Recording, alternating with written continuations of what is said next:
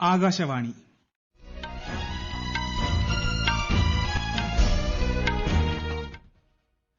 നമസ്കാരം. വാർത്തകൾ വായിക്കുന്നത് അരവിന്ദ്.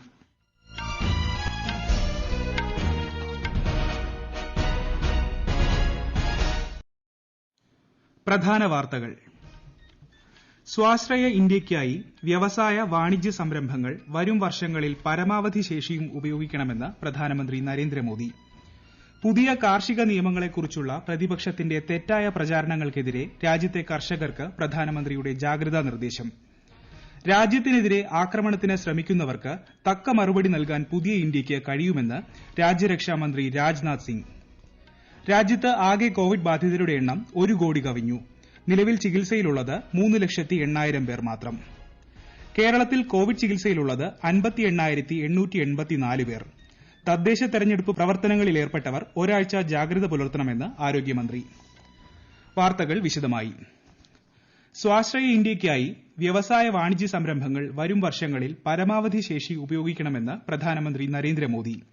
ഈ വർഷത്തെ അസോച്ചം സ്ഥാപക വാരാഘോഷത്തിൽ മുഖ്യപ്രഭാഷണം നടത്തുകയായിരുന്നു അദ്ദേഹം. 4ാം വ്യാവസായിക വിപ്ലവത്തിലേക്കാണ് ലോകം ഇപ്പോൾ സഞ്ചരിക്കുന്നത്. വരാനിരിക്കുന്ന 27 വർഷങ്ങൾ ഇന്ത്യയുടെ ആഗോള പ്രതിച്ഛായ നിർണ്ണയിക്കുക മാത്രമല്ല, ഇന്ത്യക്കാരുടെ സ്വപ്നങ്ങളും അർപ്പണബോധവും പരീക്ഷിക്കപ്പെടുക കൂടിയാണ് ചെയ്യുന്നത്. ഇന്ത്യൻ വ്യവസായങ്ങളുടെ കാര്യപ്രാപ്തിയും പ്രതിബദ്ധതയും ധീരതയും ലോകത്തിനു മുൻപിൽ പ്രകടിപ്പിക്കാനുള്ള സമയമാണിതെന്നും പ്രധാനമന്ത്രി പറഞ്ഞു. പുതിയ കാർഷിക നിയമങ്ങളെക്കുറിച്ച് പ്രതിപക്ഷ പാർട്ടികൾ നടത്തുന്ന തെറ്റായ പ്രചാരണത്തിനെതിരെ രാജ്യത്തെ കർഷകർക്ക് പ്രധാനമന്ത്രി നരേന്ദ്രമോദിയുടെ ജാഗ്രതാ നിർദ്ദേശം. കർഷകരുമായി എല്ലാ വിഷയങ്ങളും ചർച്ച ചെയ്യാൻ ഒരുക്കമാണെന്ന് മധ്യപ്രദേശിൽ സംഘടിപ്പിച്ച കർഷക സമ്മേളനത്തെ അഭിസംബോധന ചെയ്യവെ പ്രധാനമന്ത്രി പറഞ്ഞു. പുതിയ 3 കാർഷിക നയങ്ങളും കർഷകർക്ക് ഏറെ പ്രയോജനകരമാണെന്നും ഈ പരിഷ്കാരങ്ങൾ 30 വർഷം മുമ്പേ നടപ്പാക്കേണ്ടതായിരുന്നുവെന്നും പ്രധാനമന്ത്രി പറഞ്ഞു. മുൻ സർക്കാരുകൾ തങ്ങളുടെ പ്രകടന പത്രികയിൽ ഇത് നടപ്പാക്കുമെന്ന് വാഗ്ദാനം ചെയ്യുകയും എന്നാൽ നടപ്പാക്കാതിരിക്കുകയുമാണ് ചെയ്തത്. കാർഷിക പരിഷ്കരണം ലക്ഷ്യമിട്ടുള്ള സ്വാമിനാഥൻ കമ്മിറ്റി റിപ്പോർട്ട് മുൻ സർക്കാരുകൾ പൂഴ്ത്തിവയ്ക്കുകയും എന്നാൽ എൻഡിഎ സർക്കാർ അത് നടപ്പാക്കുകയുമാണ് ചെയ്തതെന്നും പ്രധാനമന്ത്രി പറഞ്ഞു. രാജ്യത്തിനെതിരെ ആക്രമണം നടത്താൻ ശ്രമിക്കുന്നവർക്ക് തക്ക മറുപടി നൽകാൻ പുതിയ ഇന്ത്യയ്ക്ക് കഴിയുമെന്ന് രാജ്യരക്ഷാമന്ത്രി രാജ്നാഥ് സിംഗ്. ഹൈദരാബാദിൽ ദുണ്ടിഗലിലെ വ്യോമസേന അക്കാദമിയിൽ പരിശീലനം പൂർത്തിയാക്കിയവർക്കുള്ള പതക്കം നൽകുന്ന ചടങ്ങിൽ സംസാരിക്കുകയായിരുന്നു അദ്ദേഹം. യുദ്ധക്രമങ്ങളും തന്ത്രങ്ങളും മാറിവരികയാണ്. സൈബർ ഇടങ്ങളിലെ യുദ്ധം ഉൾപ്പെടെയുള്ള പുതിയ വെല്ലുവിളികൾ നേരിടാൻ പൂർണ്ണ സജ്ജരായിരിക്കണമെന്നും സേനയിലെ പുതിയ അംഗങ്ങൾക്ക് അദ്ദേഹം നിർദ്ദേശം നൽകി. രാജ്യത്തെ ആകെ കോവിഡ് രോഗബാധിതരുടെ എണ്ണം 1 കോടി കവിഞ്ഞു. നിലവിൽ 3,80,000 പേരാണ് രാജ്യത്ത് ചികിത്സയിൽ കഴിയുന്നത്. കൂടുതൽ വിവരങ്ങളുമായി ലക്ഷ്മി ശ്രീ വിജയ.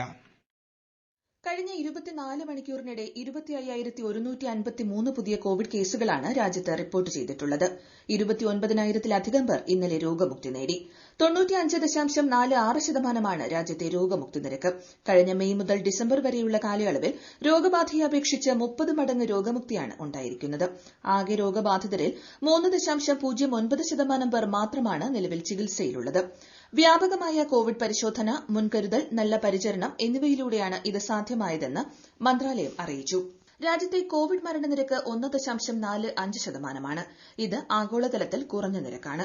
കഴിഞ്ഞ 24 മണിക്കൂറിനിടെ 347 മരണങ്ങൾ കൂടി റിപ്പോർട്ട് ചെയ്തതോടെ ഇതുവരെ കോവിഡ് ബാധിച്ച് മരണമടഞ്ഞവരുടെ എണ്ണം 1,40,50,000 കടന്നു.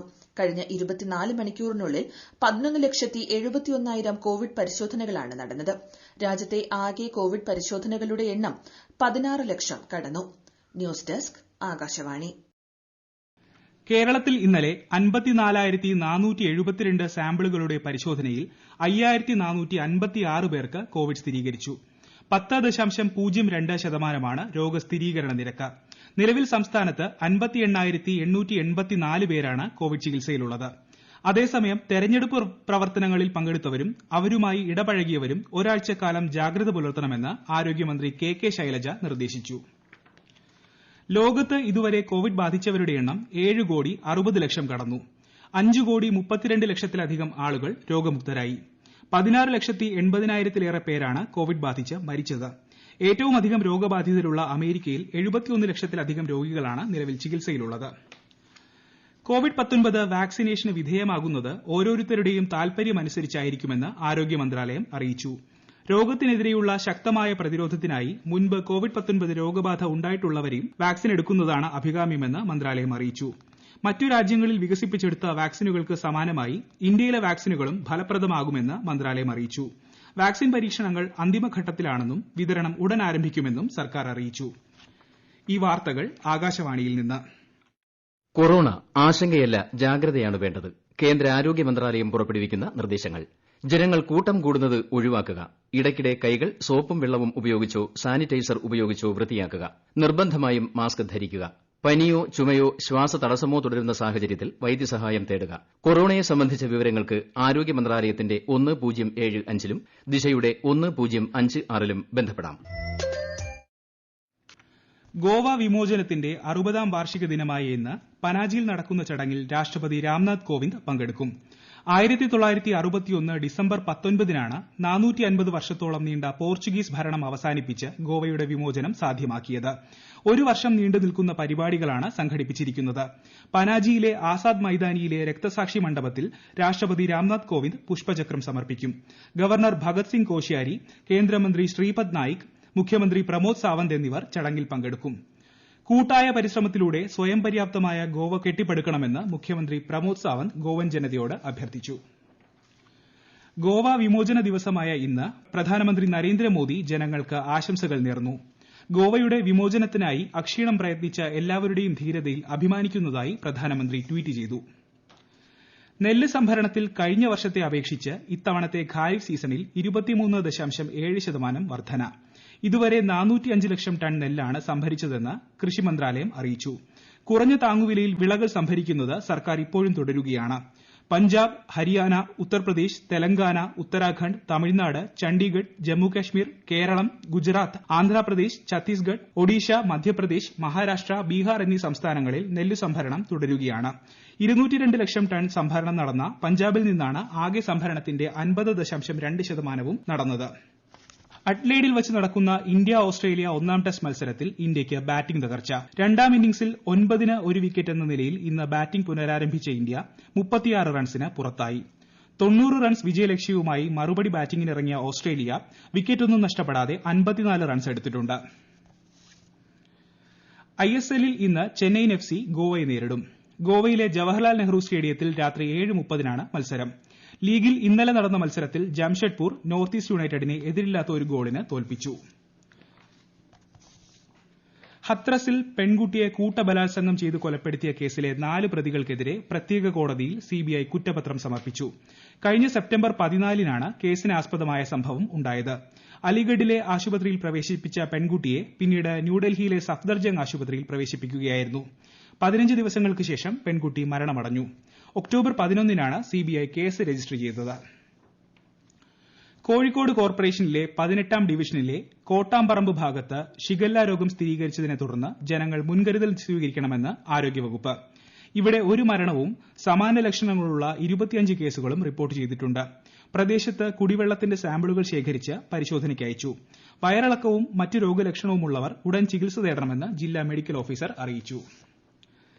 ലഡാക്കിലെ ദ്രാസിൽ ഈ സീസണിലെ ഏറ്റവും ശൈത്യമേറിയ ദിവസം രേഖപ്പെടുത്തി. ഇന്നലെ രാത്രി അന്തരീക്ഷ താപനില -29 ഡിഗ്രിയിലേക്ക് താഴ്ന്നു. ജമ്മു കശ്മീർ ജില്ലാ വികസന കൌൺസിലിലേക്കുള്ള 8-ാം ഘട്ട വോട്ടെടുപ്പ് പുരോഗമിക്കുന്നു. കശ്മീർ ഡിവിഷനിലെ 13 മണ്ഡലങ്ങളും ജമ്മു ഡിവിഷനിലെ 15 മണ്ഡലങ്ങളും ഉൾപ്പെടെ 28 മണ്ഡലങ്ങളിലേക്കാണ് 8-ാം ഘട്ടത്തിൽ വോട്ടെടുപ്പ് നടക്കുന്നത്. കർണാടകത്തിൽ 33 ദേശീയപാതാ പദ്ധതികൾക്ക് കേന്ദ്ര ഗതാഗത വകുപ്പ് മന്ത്രി നിതിൻ ഗഡ്കരി ഇന്ന് തറക്കല്ലിടും. 1200 കിലോമീറ്റർ ദൂരത്തിൽ നിർമ്മിക്കുന്ന പദ്ധതിയുടെ ആകെ ചെലവ് 11,000 കോടി രൂപയാണ്. പ്രധാന വാർത്തകൾ വീണ്ടും. സ്വാശ്രയ ഇന്ത്യയ്ക്കായി വ്യവസായ വാണിജ്യ സംരംഭങ്ങൾ വരും വർഷങ്ങളിൽ പരമാവധി ശേഷിയും ഉപയോഗിക്കണമെന്ന് പ്രധാനമന്ത്രി നരേന്ദ്രമോദി. പുതിയ കാർഷിക നിയമങ്ങളെക്കുറിച്ചുള്ള പ്രതിപക്ഷത്തിന്റെ തെറ്റായ പ്രചാരണങ്ങൾക്കെതിരെ രാജ്യത്തെ കർഷകർക്ക് പ്രധാനമന്ത്രിയുടെ ജാഗ്രതാ നിർദ്ദേശം. രാജ്യത്തിനെതിരെ ആക്രമണത്തിന് ശ്രമിക്കുന്നവർക്ക് തക്ക മറുപടി നൽകാൻ പുതിയ ഇന്ത്യയ്ക്ക് കഴിയുമെന്ന് രാജ്യരക്ഷാമന്ത്രി രാജ്നാഥ് സിംഗ്. രാജ്യത്ത് ആകെ കോവിഡ് ബാധിതരുടെ എണ്ണം 1 കോടി കവിഞ്ഞു. നിലവിൽ ചികിത്സയിലുള്ളത് 3,80,000 പേർ മാത്രം. കേരളത്തിൽ കോവിഡ് ചികിത്സയിലുള്ളത് 58,884 പേർ. തദ്ദേശ തെരഞ്ഞെടുപ്പ് പ്രവർത്തനങ്ങളിൽ ഏർപ്പെട്ടവർ ഒരാഴ്ച ജാഗ്രത പുലർത്തണമെന്ന് ആരോഗ്യമന്ത്രി. വാർത്തകൾ കഴിഞ്ഞു. ആകാശവാണി വാർത്തകളും വാർത്താധിഷ്ഠിത പരിപാടികളും all India radio news Thiruvananthapuram എന്ന യൂട്യൂബ് ചാനലിൽ ലഭ്യമാണ്. കൂടുതൽ വാർത്തകൾക്കായി @all India radio news Thiruvananthapuram എന്ന ഫേസ്ബുക്ക് പേജും @ARnews_TVM എന്ന ട്വിറ്റർ ഹാൻഡിലും സന്ദർശിക്കുക. അടുത്ത വാർത്താ പ്രക്ഷേപണം വൈകിട്ട് 6:30-ന്.